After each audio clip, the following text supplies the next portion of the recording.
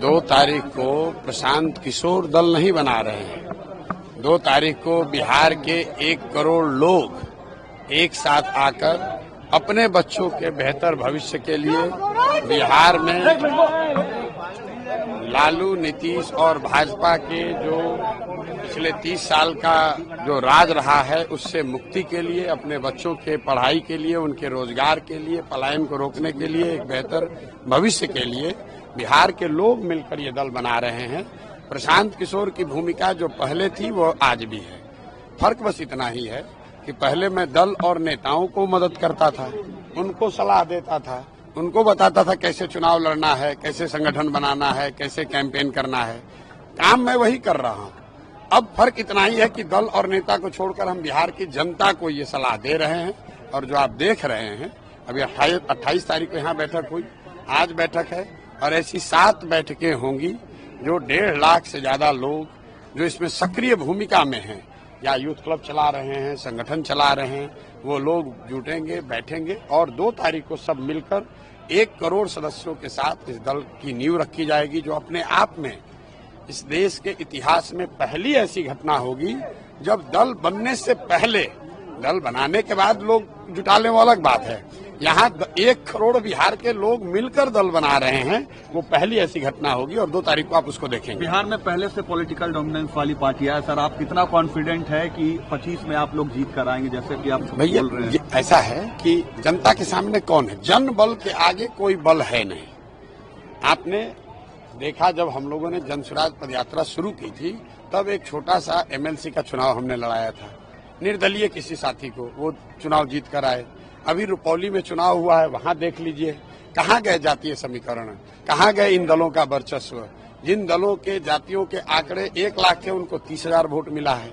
ये तो लोगों के मन में एक डर बैठा दिया गया है कि अगर आपके पास पैसा नहीं है, साधन नहीं है, जाति की संख्या नहीं है, तो आप चुनाव नहीं लड़ सकते हैं, बिहार में राजनीति नहीं कर सकते हैं। आप मुझे ये बताइए कि नीतीश कुमार जी के अपने जाति के कितने लोग बिहार में रहते हैं? लालू जी के अपने जाति के कितने लोग बिहार में रहते हैं? और उन जातियों के भी सारे लोग उनके साथ नहीं है, फिर भी वो लोग 30 साल से शासन कर रहे हैं। तो ये एकदम भ्रम मत पालिए। जनता को ये समझ है, बिहार में विकल्प न होने की वजह से लोग अब गलत नेताओं को भी मजबूरी में वोट देते रहे। वो वोट उनको नहीं है, जो यहाँ का मुस्लिम समाज है वो लालटेन को और लालू जी को पसंद करके वोट देता है, ऐसी बात नहीं है। वो सिर्फ और सिर्फ भाजपा के डर से उनको वोट देता है। जिस दिन वो डर खत्म हो गया, जिस दिन उसको दूसरा विकल्प मिल गया, तो आप देख रहे हैं कि जैसे पुराने लालटेन में से किरासन तेल निकलता है, वैसे लालटेन से किरासन तेल निकल रहा है। मुस्लिम समाज ये समझ गया है कि भाई हम तो किरासन तेल हैं, हम और हमारे बच्चों का भविष्य जल रहा है, बर्बाद हो रहा है और रोशनी किसी के घर पर हो रही है। तो ये रुकने वाला नहीं है। यही हाल भाजपा का है। भाजपा को और एनडीए को वोट कौन दे रहा है?